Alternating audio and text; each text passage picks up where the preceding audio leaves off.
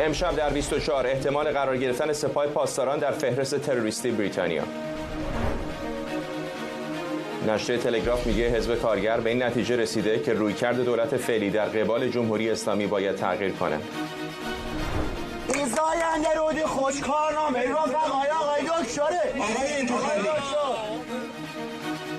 بی‌اعتنایی به مسئله محیط زیست در انتخابات ریاست جمهوری ایران. کارشناسان میگن نامزدها راه حل موثری برای حل این بحران و منابع آب ندارند. از استودیوی ایران اینترنشنال این 24 است با فرداد فرهزاد. بینندگان ایران اینترنشنال در ایران و سراسر جهان سلام و وقت بخیر. بر اساس گزارش روزنامه تلگراف چاپ لندن، حزب کارگر در صورت پیروزی در انتخابات بریتانیا تصمیم داره سپاه پاسداران رو در فهرست گروه‌های تروریستی قرار بده. تلگراف تاکید کرده حزب کارگر این روند رو با تغییر قانون پیش میبره و نامزدان این حزب برای سمت‌های وزیر کشور و وزیر خارجه در صورت پیروزی حزب کارگر در هفته آینده از این رویکرد حمایت میکنند. در صورت قرار گرفتن نام سپاه پاسداران در فهرست گروه‌های تروریستی بریتانیا، عضویت در این نهاد نظامی یا حمایت ازش جرم انگاری میشه. وحید بهشتی فعال حقوق بشر و امید شمس حقوقدان و تحلیلگر امور بین‌المللی هر دو از لندن با ما هستند. آقای بهشتی، شما تلاش زیادی کردید برای اینکه بریتانیا سپاه پاسداران رو در فهرست گروه‌های تروریستی قرار بده. چقدر فکر می‌کنید که الان نزدیک داریم میشیم به این اتفاق؟ سلام و احترام به شما فرداد عزیز و امید عزیز. امروز 490مین روزه که ما مقابل وزارت خارجه کمپ کردیم بعد از اعتصاب غذا و بعد از تمام این تلاش‌هایی که انجام شد. اتفاقا من یه جلسه‌ای بودم با امروز با همین یکی از کاندیداهایی که الان دارن کمپین میکنن برای اینکه رأی بیارن در پنجشنبه آینده. ببینید، حزب کارگر اینو جدیداً نگفت. در یک سال گذشته من 2 جلسه داشتم آقای فرهزاد که در یکیش شادو فارم مینیستر لیبر اونجا بود و در یکی دیگر هم یکی از نمایندگان لیبر اونجا بود که اینا در این 2 جلسه یکیشو هنری جکسون سوسایتی برگزار کرده بود و من و اون وزیر در سایه دفاع سخنرانان اونجا بودم. اونجا قول داد، گفت ما اگر بر سر کار بیایم حتما سپاه رو در لیست میگذاریم. یعنی یک چیز جدیدی نیست. لیبر این رو فکر کنم بیشتر از 1.5 سال داره تکرار میکنه. ولی آیا صحبتی که من در اون جلسه با ایشون کردم، گفتم من باور نمیکنم، چون که همین صحبت ها رو آقای ریشی سونک هم کرد. اون هم به ما قول رو داد ولی قبل از اینکه بر کرسی نخست وزیری بشینه. حالا باید دید. ببینید، قبل از انتخابات هست، وعده و وعیدها زیاد هست. ما امروز پیامی رو که من از مقابل وزارت خارجه در کمپ به دولت جدید که در 5 جولای بر سر کار خواهد آمد دادم. گفتم ما از اینجا تکون نمیخوریم و تمام تلاشامون رو شبانه روز انجام میدیم. اتفاقا با همراهی امید عزیز ما با هم کار میکنیم در این رابطه تا زمانی که سپاه در لیست بره. کانادا نشون داد. شاید ما همه چند هفته پیش اصلا فکر نمی کردیم کانادا این کارو کنه. کانادا شاید یکی از آخرین کشورهایی بود که ما فکر میکردیم سپاه رو در لیست بذاره، ولی انجام شد. اتفاقا کار غیر قانونی نیست. در آخرین جلسه‌ای که من در مجلس بریتانیا داشتم که که دکتر لیام فاکس در اونجا بود و لورد پولاک بود، خانم سویلا بریورمن یکی از سخنران‌ها بود به اتفاق من و اونجا خب ایشون حقوقدان هستن. گفت هیچ مشکل حقوقی وجود نداره برای در لیست تروریستی قرار دادن سپاه پاسداران. این بهانه ای رو که میارن که سپاه با یک بخش از سیستم جمهوری اسلامیه، ما 10 سند ارائه دادیم که سپاه یک نهاد مستقل ایران ارتش خودش رو داره. این یک فرقه نظامیه که در مندیتش هم گفته هدفش چیه. هدفش صدور انقلابه به خارج از مرزهای ایران. بنابراین من میدونم که صحبتی که اینجا میشه با توجه به اون اکت تروریسم اکت سال 2000 بخش سومش که آقای شمس به خوبی این رو توضیح خواهند داد در این ارتباط، این مسئله است که در ارتباط با مشکلات قانونی میارم. ولی خانم سهیلا بریورمن که خودش از حزب محافظه کاره و وزیر کشور بوده در جلسه‌ای که با ما بود گفت هیچ مشکل حقوقی نیست، مشکل سیاسی. آقای فرهزاد اینجا مشکل سیاسیه و تنها دلیلی هم که تا الان آوردن میگن ما میخوایم این کانال‌های ارتباطیمون رو باز بگذاریم با جمهوری اسلامی. پاسخ ما اینه شما چه دستاوردهایی داشتید در طول این 45 سال از بازنگاه داشتن این کانال‌های ارتباطیتون؟ راهشون اشتباس، سیاستشون اشتباس. فرق نمیکنه چه حزبی الان بر سر کار بیاد. ما امیدواریم که این وعده‌هایی رو که قبل از انتخابات میدن که در 4 جولای برگزار میشه درست باشه، ولی ما باید کارمون رو درست انجام بدیم تا این رو به نتیجه برسونیم. این نظر منه. آقای شمس شما چه فکر میکنید؟ اینها بخشی از وعده‌های انتخاباتی در آستانه انتخابات عمومی بریتانیا در 4 ژوئیه هست، یا فکر میکنید الان که به خصوص یک متحد مهم بریتانیا مثل کانادا سپاه پاسداران رو در فهرست گروه‌های تروریستی قرار داده، راه عملاً بازتر شده برای لندن هم که همین مسیر رو دنبال کنه؟ درود بر شما فرهزاد و آقای بشکی عزیز. من فکر می‌کنم که در واقع هم ریشه‌های سیاسی داره، یعنی اساساً ریشه‌های سیاسی داره این مسئله و به ویژه مسئله انتخابات درش بسیار موثره، همونطور که در کانادا این مسئله موثره. شاید فکر کنیم که مسئله در لیست تروریست قرار دادن سپاه پاسداران مسئله انتخابات بریتانیا نیست، اما مسئله افزایش مهاجرت که در واقع سپاه پاسداران یکی از مؤثرترین عواملش در سوریه، در ایران، در مجموعه منطقه است برای افزایش موج مهاجرت. مسئله اساسی این انتخابات مسئله یهودستیزی، مسئله افزایش و گسترش افراطگرایی در بریتانیا، شیوع در واقع افراطگرایی اسلامی و اسلام سیاسی در بریتانیا مسئله سازه و مسئله انتخابات. اما مجموعه اینها در کنار اون نکته‌ای که در واقع سارمر بارها بهش تاکید کرده، این بارم گفته، یعنی مسئله قانونی و تغییر قوانین، تنها نکته‌ای که داره اینه که اگر بخوایم به تروریسم اکت نگاه بکنیم می‌بینیم که اساساً تعریف اون بخش نخستش که اینترپریتیشن هست در سکشن اول کاملا انگار اصلا از روی اساسنامه سپاه پاسداران نوشته شده، یعنی کاملا منطبق است بر فعالیت‌ها، تعریف اساسنامه و هویت سازمانی سپاه پاسداران. تنها تفاوت در اینه که سپاه پاسداران بخشی از یک دولت محسوب میشه، بخشی از یک حکومت محسوب میشه. اصلا اینجا مسئله این نیستش که حالا واقعا یک نهاد نظامی هست یا هر چیزی، چون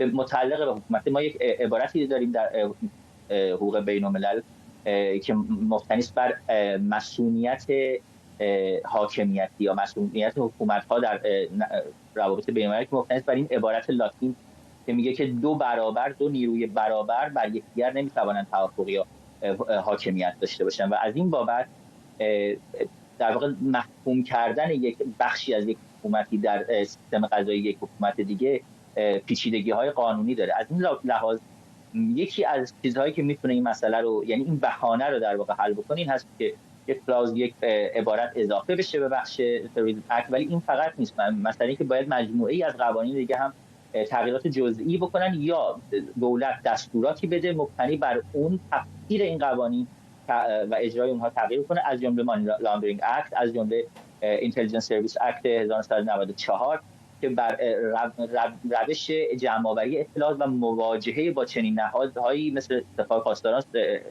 حفاظت اطلاعات و اطلاعات سپاه در واقع میتونه موثر باشه، چون الان ممکنه در خیلی مواقع روابط در واقع ارتباطی بین نهادهای امنیتی با نهادهای امنیتی بریتانیا حتی با نهادهای امنیتی سپاه پاسداران میشن که با نهادهای امنیتی سرتاسر دنیا هست.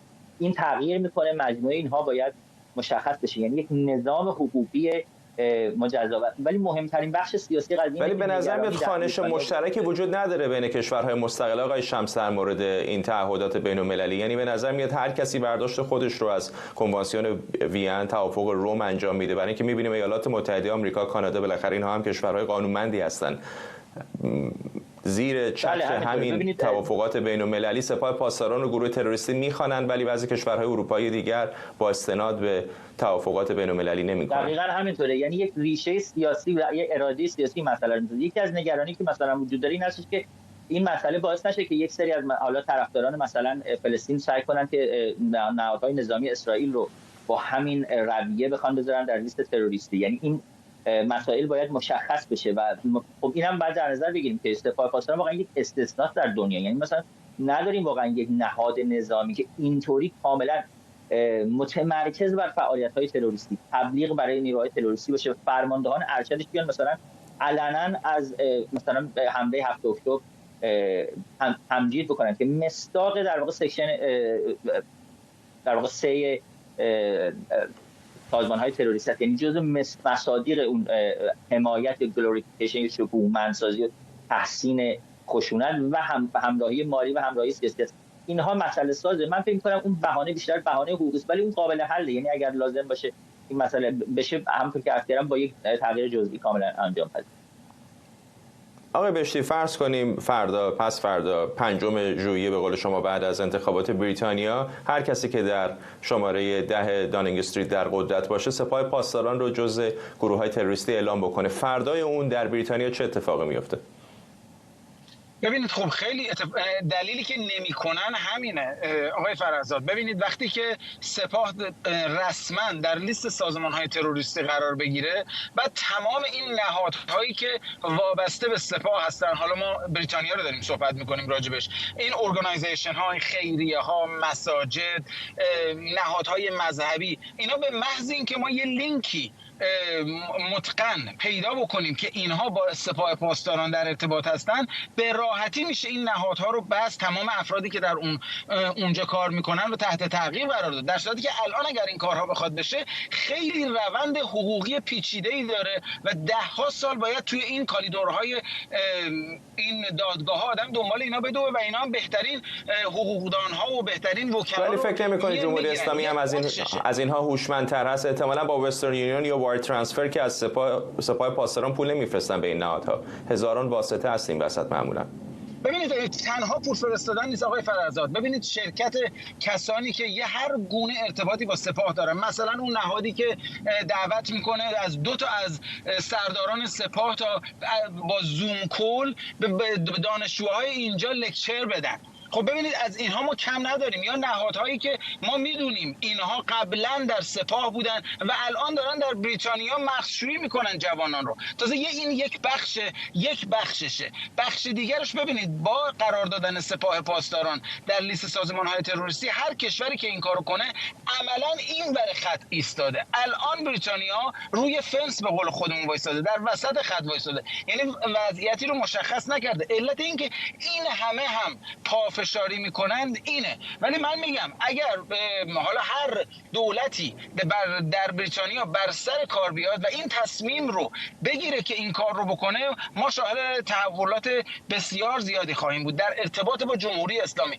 من این رو عرض کنم، ببینید خیلی از کارشناسان عزیز با این نظریه من مخالفن، ولی من مدت هاست گفتم از 7 اکتبر به بعد جامعه جهانی، نهادهایی که مؤثر هستند، کشورها از جمهوری اسلامی عبور کردند. مشکل اینها اتفاقا ما هستیم، اینی که اینها بتونن یک اپوزیسیون متحد و اپوزیسیونی که سرش به تنش بیارزه رو ببینن در مقابل جمهوری اسلامی. این رو هنوز ندیدن. اگر اینها یک چنین تشکلی، یک چنین نهادی، یک چنین اپوزیسیون متحدی رو، حالا ما متحد قرار نیست که همه نظر همدیگر رو قبول بکنن، اگر یک همچین چیزی رو ببینن ما به این درک، به این فهم رسیدیم که با وجود تفاوت‌های سیاسی، با دیدگاه‌های مختلف نمیدونم مذهبی، قومی، هر چیزی کنار هم بایستیم برای ایران، برای اینکه از این رژیم عبور کنیم. من فکر میکنم قدرت‌های جهانی از رژیم جمهوری اسلامی عبور کردن، چون ببینید بهاش زیاد شده برای قدرت‌های جهانی. اینا هیچ وقت فکر نمی‌کردن سپاه تا اینجا پیش بره. الان عملا شما ببینید سپاه داره تمام کشورهای اروپایی رو تهدید میکنه، میگه ما نظمی رو که شما در طول این سالها زحمت کشیدید در کشورهای خودتون برقرار کردید به هم میزنیم. با چی؟ با اقدامات تروریستیمون، با اقدامات مغزشوییمون و تمام مسائل دیگری که شما در جریان هستید. ولی ما ایستادیم محکم تا این کار رو به نتیجه برسونیم در بریتانیا. آقای شمس، موقعی که در مورد موضوع حقوقی سپاه و پاسداران رو تروریستی نامیدن صحبت میکنیم، مثلا تحریم مایکروسافت رو که در موردش صحبت نمیکنیم. سپاه پاسداران همین الان هم عملیاتش خیلی مافیایی هست، شبیه شرکت‌ها و نهادهای بین‌المللی دیگر که عملیات انجام نمیده. اصلا واقعا تمام این اقدامات حقوقی هم که انجام میشه روی زمین چه تأثیری خواهد داشت؟ آیا سپاه پاسداران با اسم خودش مگه تجارت میکنه؟ مگه رسما مثلا قاآنی پا میشه میاد اتاوا و تورنتو و لندن همچین کاری که نمیکنن؟ معمولا واسطه‌های بسیار زیادی دارن، شرکت‌های سوری دارن. چقدر حتی اگر قانونگذار چنین کاری بکنه دستشون رو باز میکنه برای اقدامات جدی؟ بسیار سوال خوبی آقای فرزاد. ببینید دو مرحله، من در دو بخش اینو بهش پاسخ بدم. یه بخش مسئله انفورسمنت یا ایمپلمنت کردن، اجرا کردن همون تحریم ها، همون قوانینی که همین حالا وجود داره. برای مثال همین تروریسم اکت یک قانون بی‌نظیره، یعنی بسیار دقیق. شما همین الان می‌بینید اگر یک نشانه رو کسی به عنوان نشانه تروریستی از لیست بگیره دستش، این جرم داره تا 6 ماه زندان. آیا اجرا میشه؟ آیا این کسایی که می‌بینید الان تو خیابونای لندن این پرچم‌ها رو می‌گیرن دستشون به زندان میرن؟ این مسئله اوله. مسئله دوم اینه که ببینید تفاوت وجود داره بین اینکه شما یه سری تحریم‌هایی رو وضع می‌کنید و بانک‌ها اینا رو دور می‌زنن، همون موقع که صندوق پولی گذاشتن کنار، به محض اینکه معلوم بشه میان جریمه‌شو میدن، تموم میشه میره. یه وقت هستش که شما به یک سازمان و نهاد تروریستی کمک کردید. وقتی شما به یک سازمان نهاد تروریستی کمک بکنید، اولا اینکه این اطلاعات وجود داره، یعنی خیلیاشو اصلا نهادهای اطلاعاتی امنیتی دارن ولی بر اونها اقدام نمی‌کنن، برای اینکه جواب اجازه ندارن خیلی اقدامات اون شکلی بکنن. هر جایی لازم میشه، تبعات سیاسی خاصی لازمه، یه اقداماتی انجام میشه، برای اینکه نمیخوان از سطح تنش در واقع فراتر برن. نکته اینه اگر چنین اتفاقی بیفته، یک نهاد خیریه یا یک بانکی به شکل غیر مستقیم، حتی بدونه که بدونه کمک کرده باشه، اون بانک تحت تعقیب قرار میگیره. تمام گروه‌ها و نهادها و سازمان‌هایی که به شکلی با این غیر مستقیم مرتبط باشن بلاک میشه، ریز میشه تمام بیزنس‌هاشون. یهو می‌بینیم 5 سال 6 سال عملاً یه بیزنسی از بین میره اگر که $1 از اون پول یه جوری رفته باشه توی اون حساب. بعد مسئله اینه که جرم کیفری شکل میگیره برای این مسائل. شما یه الان ببینید این دانشجویان انجمن اسلامی در دانشگاه لندن دارن جلسه برگزار فرمانده سپاه رو دعوت می‌کنن. چه اتفاقی براش میفته؟ هیچ اتفاقی. اگر این بره در لیست تروریستی، چنین اقدامی یعنی برگزاری جلسه جزء بخش توی آفنس ها بخش 2 جزء ساپورت محسوب میشه، این 14 سال زندان داره. اصلا یه جای دیگه‌ای میره قضیه، یک مراحل دیگه‌ای داره، یک دادگاه دیگه‌ای بهش دیگه میکنه، وظایفی میاره برای نهادهای امنیتی و نهادهای قضایی که کاملا با جرائم مدنی متفاوت خواهد بود. این اون چیزی است که ما دنبال کنیم، ولی باز هم اتفاقاتی خواهد افتاد، پولها جابجا میشه، هزینه‌اش بیشتر میشه، سخت‌تر میشه و خطرناک‌تر میشه، ریسکش بالا میره، خیلی های دیگه نمیکنن. ممنونم از هر دو شما. امید شمس، حقوقدان و تحلیلگر امور بین‌الملل، و وحید بهشتی، فعال حقوق بشر، هر دو از لندن با ما. در آستانه انتخابات ریاست جمهوری ایران، تشکل‌های مردم نهاد محیط زیست با انتشار بیانیه‌ای خواهان پاسخگویی نامزدها درباره مسائلی چون تغییرات اقلیمی و سیاست‌های انتقال آب شدند. در این میان مسعود پزشکیان تنها نامزدیه که متنی رو با عنوان سند برنامه حفاظت از محیط زیست و پایداری سرزمین ارائه کرده که با واکنش‌های متفاوتی روبرو شده. هفته پیش که مسعود پزشکیان برای کارزار انتخاباتیش به اصفهان رفته بود، یکی از حاضران در جریان بازدید او از زاینده رود گفت خشک شدن این رود کارنامه دوستان و همکاران آقای پزشکیانه. به خاطر آلودگی، به خاطر فرونشست و به خاطر سایر حواشی که نبودن زاینده رود برای اصفهان رقم زده. خیلی ممنون از شما و امید موفقیت. آقای دکتر حرف را میدونم، این زاینده رودی خوش کارنامه رو فقط آقای دکتره. آقای این تو خیلی آقای زاینده رود رو برای شروط دولتی اصلاحات آقا مردم فیلم بگیرید.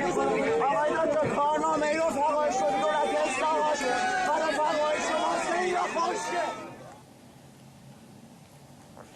نیکاهنگ کوثر، تحلیلگر حوزه آب و محیط زیست، از استودیوی ما در واشنگتن دی سی به ما پیوسته. آقای کوثر، اتفاقا شما در مقاله هم که تازگی نوشتید به همین رویکرد منفی به سفر آقای پزشکیان به زاینده رود اشاره کردید. این واکنش‌ها چه نگرشی رو نسبت به سیاست‌های مدیریت آب و محیط زیست در ایران نشون میده؟ درود بر شما. آقای پزشکیان در حقیقت اون طرح و برنامه‌ای که کمپینش ارائه داده مطمئنا خودش ننوشته و این رو کسانی نوشتند که در دولت‌های اصلاح طلب قبلی فعال بودن و ما خیلی از اتفاقات بدی که دیده این بر سر محیط زیست اومده عملاً کار خیلی از همینها بوده. اشاره‌ای که مردم کردند در محدوده زاینده رود به آنچه بلایی که بر سر اصفهان و زاینده رود اومده برمیگرده به دولت‌های موسوی و خاتمی که با موافقت میرحسین موسوی و دخالت آقای خاتمی، کرباسچی و مجموعه اون چیزی که جناح چپ گفته میشه اومدن و بخشی از آب حوزه زاینده رود رو دزدیدند و بردند به محدوده یزد. یعنی اون چیزی که حقابه حوزه زاینده رود و گاوخونی هست برده شد و وضعیت کشاورزان شرق اصفهان بدتر شد و برای جبران اون اومدن آب رو از کارون باز هم کشیدن که در حقیقت یک دزدی دیگر بود که وضعیت مردم رو در حوزه کارون بدتر کرد. در کل آنچه که ما می‌بینیم با این بازیگرانی که در طول این چند دهه نقش ایفا کردند و اتفاقا جزو حامیان آقای پزشکیان هستند و اگر آقای پزشکیان هم رئیس جمهور نشه باز با اصولگرایان کار خواهند کرد، وضعیت آب بدتر خواهد شد. یعنی بدون یک تغییر کلی در ساختار حکومتی هیچ اتفاق مثبتی نخواهد افتاد، هر چقدر که برنامه آقای پزشکیان خیلی هم ظاهر مثبتی داشته باشه. شما از کمبود ارزیابی‌های اثرات محیط زیستی پروژه‌های بزرگ هم انتقاد کردید. به نظرتون چه تغییراتی برای اطمینان از پایداری و ثبات و شفافیت پروژه‌های بزرگ آینده باید در نظر بگیرن؟ ببینید در طول این چند دهه پروژه‌های بزرگ سدسازی، پروژه‌های بزرگ انتقال آب، حتی شیرینسازی آب دریا بدون ارزیابی اثرات محیط زیستی انجام گرفته، هر چند وارد قانون شده از دهه 70. اما نکته این هست که کسانی ارزیابی‌ها رو انجام میدن که سودی میبرند. مثلا شرکت مهاب قدس باید ارزیابی بکنه سدی که قرار هست پولی بهش ازش برسه این چقدر مثبته. خب میاد تعریف میکنه، اما در نهایت میبینیم مردمانی که در مخزن سد کارون 3 زندگی میکردن 10,000 نفر آواره شدن، یا سد خرسان 3 که میخواد ایجاد بشه که آب رو منتقل بکنه به حوزه ایران مرکزی در استانهای اصفهان و کرمان و یزد باعث بیخانمان شدن مردم میشه، یا بهشت‌آباد همینطور نزدیک 50,000 نفر آسیب میبینن. وضعیت اقتصادی مردم بد میشه، بی‌عدالتی محیط زیستی ایجاد میشه. نوع کاری که وجود داره این هست که در ایران برخلاف دنیا مردم نقشی در به قول معروف نظر دادن و تصمیم گیری ندارن. در جهان غرب وقتی یک سدی بخواد ساخته بشه، ذی‌نفعان ذی‌مدخلان مردم اون منطقه سهمی دارن و اگر مخالف باشن سد ساخته نمیشه. به عنوان مثال سد سایتسی که در استان بریتیش کلمبیا کانادا الان داره احداث میشه 35 سال طول کشید تا مردم رو راضی بکنن که بعد از رفع خیلی از مشکلات این اتفاق بیفته. کاری که در محیط زیست ایران داره اتفاق میفته، محیط زیست رو تبدیل کرده به محیط نیست و اختیاری هم که به مردم میدن این است که مردم رو میبرن لب دره، لب پرتگاه، میگن که یا با ما همراه باشید یا ما خودتون میدیم. نهایتاً اتفاقی که برای مردم میفته سقوط هست و این سقوط نتیجه عدم مشارکت واقعی مردم هست. نوع مشارکتی که جمهوری اسلامی هم داره در رأیگیری هم همین هست. نهایتاً چیزی که اتفاق میفته پروژه های بسیار بزرگی تحمیل میشه و نتیجهش چی بوده در طول این 45 سال؟ خشک شدن رودخانه ها، خشک شدن دریاچه ها، از بین رفتن تالاب ها، از بین رفتن آبخوان ها، نشست زمین و شکستگی مردم در پدران و مادران در مقابل فرزندانشون وقتی نمیتوانند غذای اونها رو تامین بکنن و فقری که بهشون تحمیل شده. و نکته این هست در تمام این 4 دهه خب خیلی اومدن در انتخابات مشارکت کردن، اما آیا اومدن پاسخ کنن؟ در طرحهایی هم که کمپین آقای پزشکیان ارائه میده میگه بله مشارکت مردم خیلی مهمه، اما به چه نحوی؟ کارکرد رو توضیح نداده و مهمتر از همه این هست که نظارتی بر روی خود دولت وجود ندارد. دولتی که خودش ناقض اصل 50 قانون اساسی است که در ابتدای این طرح و برنامه بهش اشاره شده و به نظر من تا زمانی که یک ساختار دموکراتیک واقعی نداشته باشیم، چه پزشکیان بیاد چه جلیلی بیاد فرقی با هم نمی‌کنه. یعنی در حقیقت اون چیزی که ما در گاورننس می‌بینیم، در حاکمیت و حکمرانی می‌بینیم، اینا بخش گاوش رو گرفتن و واقعا اگر گاوها و گاومیش‌های کرخه حاکم بودن بر محیط زیست ایران، ما این همه بلا رو نمی‌دیدیم که بر سر سرزمینمون بیاد. ممنونم از شما. نیک آهنگ کوثر، تحلیلگر حوزه آب و محیط زیست از استودیوی ما در واشنگتن دی سی. سازمان همبستگی ملی برای ایران NSG با فراخوانی از برگزاری تجمع اعتراضی در واشنگتن دی سی مقابل محل رأیگیری انتخابات ایران خبر داد. این سازمان میگه یافیران یا اتحادیه سازمان‌های مستقل برای ایران آزاد هم در بیش از 18 شهر و ایالت دیگر آمریکا در حال برنامه‌ریزی برای اقدامات مشابه‌اند. سازمان همبستگی ملی برای ایران در نظر داره جمعه مقابل دفتر حافظ منافع جمهوری اسلامی در واشنگتن دی سی تحصن و تجمع اعتراضی برگزار کنیم. سیامک آرام تحلیلگر سیاسی و استاد دانشگاه هریسبرگ از واشنگتن دی سی با ماست. آقای آرام بیشتر توضیح بدید به ما که چه از برنامه‌تون در روز انتخابات؟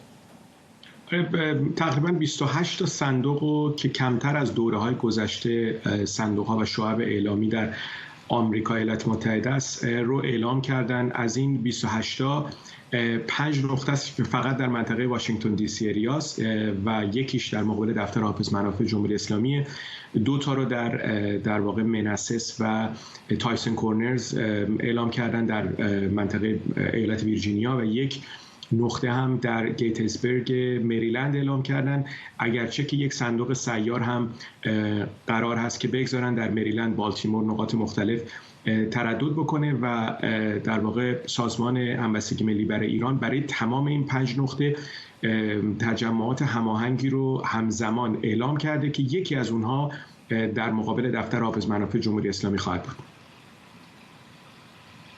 الان حال و هوای فضای انتخاباتی در جامعه ایرانی آمریکایی چطور کلاً هست با توجه به اینکه میدونیم تعداد زیادی تحریم کردن و نمیخوان شرکت کنن؟ خیلی جالبه، خیلی فضای سردی حاکمه. در دوره‌های گذشته قبل از دوره رئیسی همتی اون انتخابات فضای سیاسی متفاوت بود. بعضن 2 تا کارزار همیشه وجود داشت، حالا با وزن‌های متفاوت.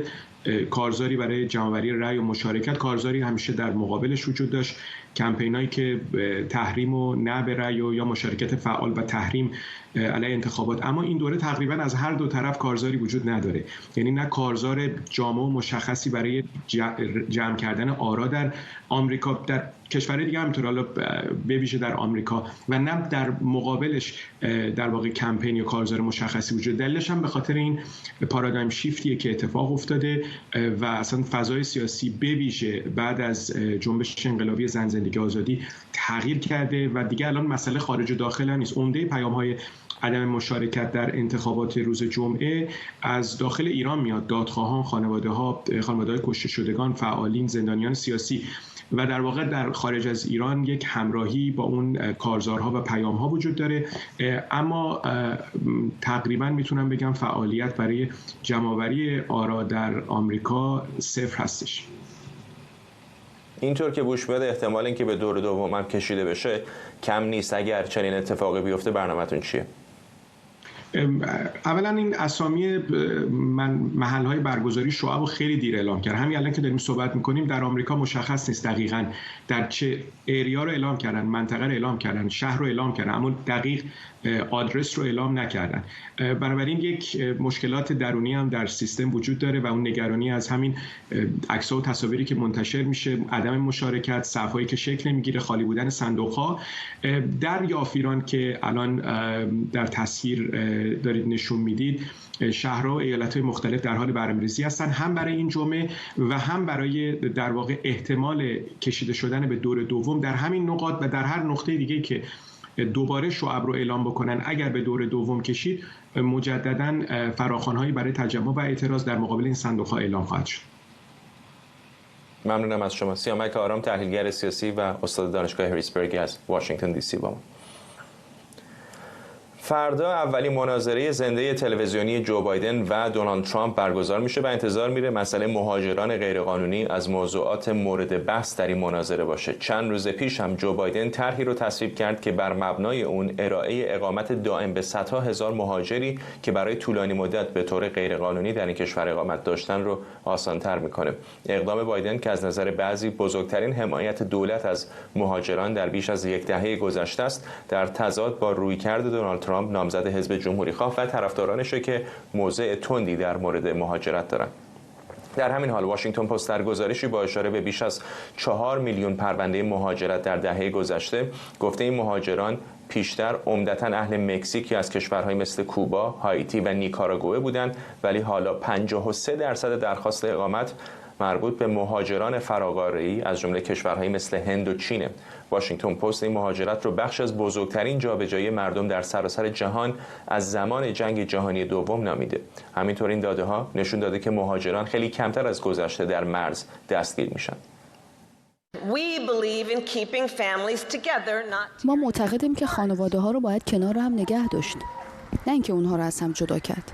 بنابراین در حال حاضر همسران بدون مدرک شهروندان آمریکایی که 10 سال یا بیشتر در این کشور بودن میتونن در حالی که برای اقامت دائم درخواست میدن تو کشور بمونن. فرزندانشون هم میتونن.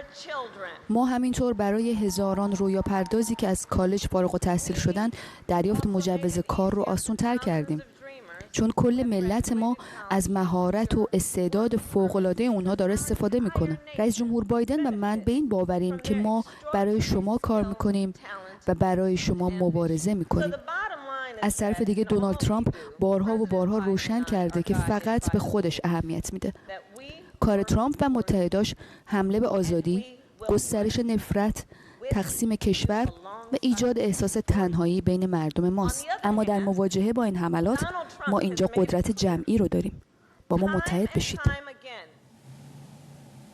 تهمینه دهبزرگی، حقوقدان و تحلیلگر مسائل سیاسی و امنیتی آمریکا به ما پیوسته. خانم دهبزرگی، این موضوع مهاجرت موضوع جدید در آمریکا نیست، همیشه جنجالی بوده، ولی واقعا الان وقتی شرایط مرز جنوبی آمریکا رو نگاه میکنید واقعا وحشتناک است. در بعضی موارد هیچ نظارتی نیست، خیلی از دروازه ها باز هست، مهاجران همینطور دارن میان، خیلی رصد هم نمیشن در بعضی از موارد. بعضی قبل از ورودشون به صورت زنده روی شبکه‌های اجتماعی حتی پخش میکنن لحظه ورودشون رو به خاک آمریکا. خیلی ممکنه موافقت مهاجرت گسترده باشن، ولی بالاخره اون هم یک روالی طبیعتاً باید داشته باشه، نحوه دادن ویزا، روادید، پناهندگی. چقدر فکر میکنید که این وضعیت افسار گسیخته میتونه پاشنه آشیل دولت آقای بایدن بشه؟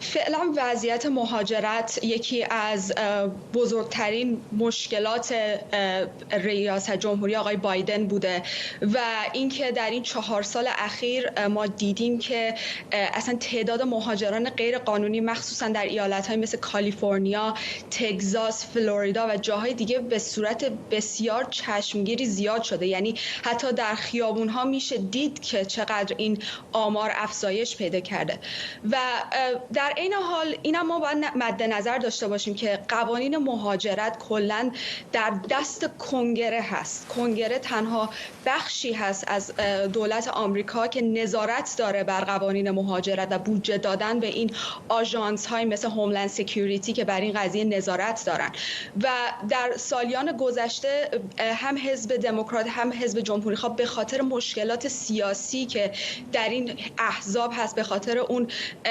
درگیری‌های درون حزبی که با هم دارن، نتونستن بیان یک قدمی بردارن تا این مسئله رو حل کنن و همه چیز افتاده به گردن فرمان‌های ریاست جمهوری یا اگزیکیتیو اوردرها که به صورت فراقانونی در اصل اجرا میشن و اینها هیچ کدوم راه کار بلند مدتی نیستن و الان ما می‌بینیم که وضعیت داره روز به روز بدتر میشه، چه برای مردم آمریکا چه برای مهاجرانی که فکر میکنن که حالا اگر بیان آمریکا براشون اتفاق بهتری میفته که 100% اون اتفاق هم نخواهد افتاد. در نتیجه همه دارن در این قضیه بازنده میشن و نهایتاً این یک مشکلی خواهد بود در انتخاباتی که آمریکا در پیش رو داره.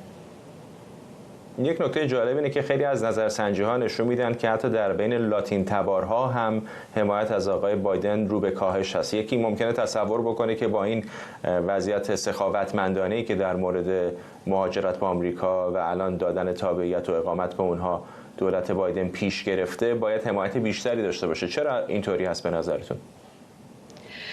ببین مسئله لاتین تبارها خیلی پیچیده است. اولا که کشورهای لاتین تبار با هم متفاوتن، یعنی یک مهاجر کوبایی با یک مهاجری که از مکزیک میاد یا یه مهاجری که از السالوادور میاد، اینها کنش سیاسیشون با هم متفاوته. مثلا مهاجرانی که معمولا از کشورهایی که سوسیالیسم رو به چشم خودشون دیدن مثل کوبا، مثل ونزوئلا، معمولا اینها به جمهوری خواهان رای میدن، چون که اصلا با سیاست‌های دموکرات ها که معمولا حالت‌های چپگرایانه و سوسیالیست داره مشکل دارن، چون به چشم خودشون دیدن. و مهاجران دیگه که از کشورهای مثل مکزیک میان، اینها معمولا به خاطر اون خدمات دولتی وارد آمریکا میشن و در نتیجه ما میبینیم که این لاتین تبارها درسته که همه از آمریکای جنوبی میاد، ولی اهدافشون برای مهاجرت متفاوته و صرفا اینها دوست ندارن در کنار همدیگه زندگی کنن. و وقتی اون مهاجرانی که در این سالها به هر حال تلاش کردن، از راههای قانونی اومدن وارد آمریکا شدن، دوست ندارن ببینن که مثلا عده‌ای با شکستن قانون میان وارد آمریکا میشن و با دستمزدهای پایینتر جای اونها رو در مشاغل میگیرن. از طرفی هم ممکنه این قضیه برای اقتصاد مفید باشه، چون هر چقدر دستمزدها پایینتر باشه، هر چقدر رقابت بین کارکنان بیشتر باشه، خب به نفع مصرف کننده هست. ولی در بلند مدت این خیلی بر روی هم اقتصاد آمریکا و هم روی امنیت ملی آمریکا تاثیر منفی خواهد گذاشت و برای همین سیاست مهاجرت باید بلند مدت باشه، نه کوتاه مدت. و متاسفانه دولت آقای بایدن داره سعی میکنه از این قضیه به عنوان یک ابزار سیاسی استفاده کنه که مخالفانش رو به صورت نژاد پرست نشون بده، بگن مثلا آقای ترامپ نژاد پرسته که نمیخواد این مهاجرا وارد بشن، در صورتی که اصلا بحث سر این نیست. بحث سر امنیت ملی آمریکاست، بحث سر امنیت مرز جنوبی و اون ایالت هایی هستن که تحت تاثیر قرار میگیرن. این قضیه هیچ ربطی به نژاد یا چیز دیگه ای نداره. این کاملا یک قضیه که کاملا مربوط به اقتصاد و امنیت ملی. این بحث امنیت هم که اشاره کردید به گمانم خیلی مهم هست، چون حالا یک موضوع نگرانی‌های اقتصادی وجود داره که مهاجران زیادی میان و وضعیت بازار کار رو ممکنه مختل بکنن، ولی در این مورد خاص الان با توجه به نظارت‌های بسیار محدود و در مواردی اصلا عدم نظارت مطلق بر روی ورود مهاجران، بسیاری نگران وضعیت امنیتی هم هستن، چون در بین این کسانی که دارن میان که خیلی هاشون هم فراقاره‌ای از خاورمیانه دارن میان، ممکنه اعضای گروه‌های افراطی و تروریستی هم باشن. دقیقاً. و این نگرانی در مورد حتی کسانی که از آمریکای لاتین هم وارد میشن وجود داره، چون بسیاری از آنها ممکنه افرادی باشن که در کارتل‌های مواد مخدر فعالیت داشته باشن. عده‌ای الان وارد آمریکا شدن که از این کارتل‌ها فرار کنن و ما می‌بینیم که اعضای این کارتل‌ها هم دارن وارد آمریکا میشن و شاید بسیار از مردم عادی، مهاجرانی که از اونها فرار کردن رو دارن در اصل مورد هدف قرار میدن. خیلی از کسانی که مثلا از کشورهای مثل چین، ایران هم وارد آمریکا شدن نگرانن که از همین مرز باز ممکنه مثلا افرادی که به اون دولت‌ها وابستن وارد بشن و برای جان اون افرادی که مثلا به آمریکا پناهنده شدن به خاطر دلایل سیاسی و مذهبی خطر ایجاد کنن و نهایتا همه اینها فشار زیادی بر روی قوه مجریه یا اون لا انفورسمنت، پلیس آمریکا، FBI میذاره، چون که وقتی که عده زیادی بک‌گراند چک نمیشن، معلوم نیست که اینها کی هستن، همینطوری وارد آمریکا میشن، سالیان سال در آمریکا بدون اینکه پروندهشون رسیدگی بشه میمونن. خب 100% این نگرانی‌های زیادی برای مخصوصا مردمی که در اون شهرهای بزرگ مثل لس آنجلس، مثل هیوستن، دالاس و مثلا میامی زندگی میکنن ایجاد میکنه. ممنونم از شما. تحمینی دهبزرگی، حقوقدان و تحلیلگر مسائل سیاسی و امنیتی آمریکا. با ما این رو هم اشاره بکنم که فردا ما پوشش ویژه‌ای خواهیم داشت از اولین مناظره دونالد ترامپ با جو بایدن رئیس جمهوری فعلی آمریکا که به صورت زنده از ایران اینترنشنال با ترجمه همزمان پخش خواهد شد. قبل و بعد از این مناظره هم برنامه ویژه خواهیم داشت، حدوداً ساعت 4 صبح به وقت تهران خواهد بود. در ادامه کارزار جهانی با عنوان داستان ما یکیست، نمایشگاهی در پاریس با همین نام برگزار شده. این نمایشگاه برای گرامی داشته یاد 10 زن بهایی که در سال 1362 شبانگاه در میدان چوگان شیراز از سوی جمهوری اسلامی اعدام شدند. کیلومترها دورتر از شیراز در پاریس به یادشان نمایشگاهی برگزار کردند. برای زنان بهایی که 41 سال پیش در میدان چوگان شیراز یکی پس از دیگری به دار آویخته شدند. 10 نفر بودند. 17 تا 57 ساله. جرمشان اعتقاد به بهاییت و عدم انکار آن بود. عنوان این نمایشگاه داستان ما یکیست برگرفته از کارزاری است که از 1 سال پیش در یاد بوده تلاش دیرینه زنان برای برابری شکل گرفته.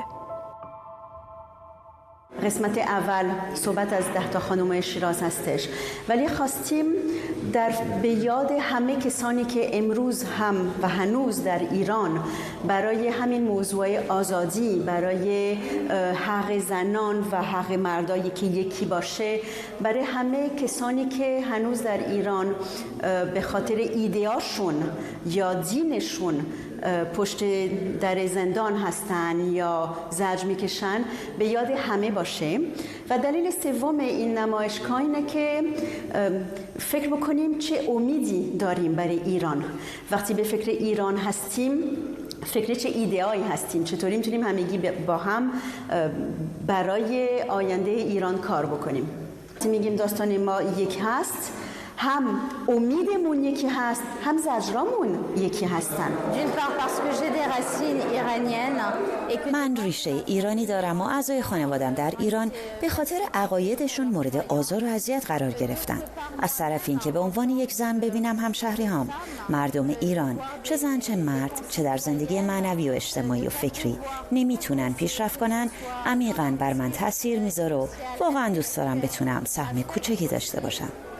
بنابراین من خیلی دوست داشتم در این نمایشگاه شرکت کنم تا شهادت بدم. در واقع اثر کوچکی که من خلق کردم چیزی نیست، اما تمام احساسی که گذاشتم، تمام نیت پاکی که به خرج دادم برای این بود که بگم امروز در سال 2024 من شاهد اتفاقاتی که در حال رخ دادن هستم و میخوام صدای اون مردمی که در ایران رنج میبرن و در مقطعی زندگیشون متوقف شده باشم. در سالهای اخیر فشار نهادهای امنیتی و قضایی بر شهروندان بهایی افزایش پیدا کرده. کارزار داستان ما یکیست در بیش از 1 سال گذشته توانسته توجه و حمایت هنرمندان و فعالان داخل و خارج از ایران را جلب کند و حتی گروهی از زنان زندانی در اوین هم به آن پیوستند. نیلوفر ابراهیم، پاریس.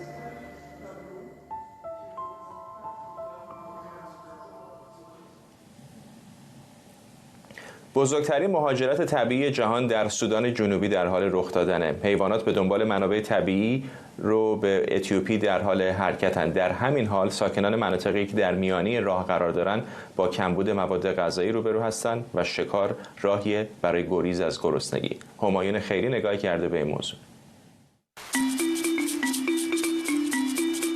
بزرگترین مهاجرت پستانداران در سیاره زمین در حال انجام است. از سودان جنوبی به طرف اتیوپی. دسترسی به علفزارهای حاصلخیز دلیل مهاجرت آنتیلوپ‌ها یا بزآهوهاست. تخمین زده می شود 6 میلیون گونه مختلف بزآهو و تعداد کمی زرافه در حال مهاجرت هستند. این مهاجرت عظیم باید تحت مراقبت باشه. البته مسئولان پارک‌های آفریقایی دارن کار مراقبت رو انجام میدن، چون در چند سال آینده ما با این مهاجرت جمعی روبرو هستیم. بنابراین همگی حواسمون هست که از این مهاجرت محافظت کنیم. مهاجرت آنتیلوپ‌ها در مناطقی رخ می‌دهد که با بدترین خشکسالی‌های اخیر روبرو بوده. ساکنان این مناطق با کمبود مواد غذایی دست به گریبانند. این وضعیتی است که محلی‌ها را بین گرسنه ماندن یا شکار کردن سردرگم کرده. ما این حیوانات رو به خاطر بد شدن وضع کشاورزیمون شکار می‌کنیم. وقتی محصول کافی داریم حیوانات رو شکار نمی‌کنیم. اونهایی رو شکار می‌کنیم که کوچکتر از بقیه هستند. دولت شکار حیوانات در حال مهاجرت را ممنوع اعلام کرده. وضعیت زندگی ما خیلی سخته. من گوشت این حیوانات رو میفروشم چون غذا برای بچه‌هام ندارم. دولت میگه شکار ممنوعه. پس من از کجا بچه‌هامو سیر کنم؟ تجارت‌های کوچکی در روستاهای محل عبور بزآهوها شکل گرفته، اما همه پنهان از دولت.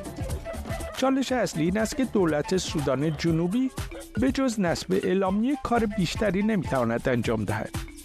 امسال فقط در فاصله اسفند تا اردیبهشت ماه هر ماه 30,000 حیوان برای مصارف خوراکی یا فروش شکار شدند. امید دولت این است که بتواند پای گردشگران طبیعت را به سودان جنوبی باز کند تا زمینه‌های تازه‌ای برای درآمدزایی روستانشینان فراهم شود. همایون خیری، لندن. و با این گزارش میرسیم به پایان برنامه 24 امشب. ممنون از همراهیتون. تا برنامه بعدی، بدرود.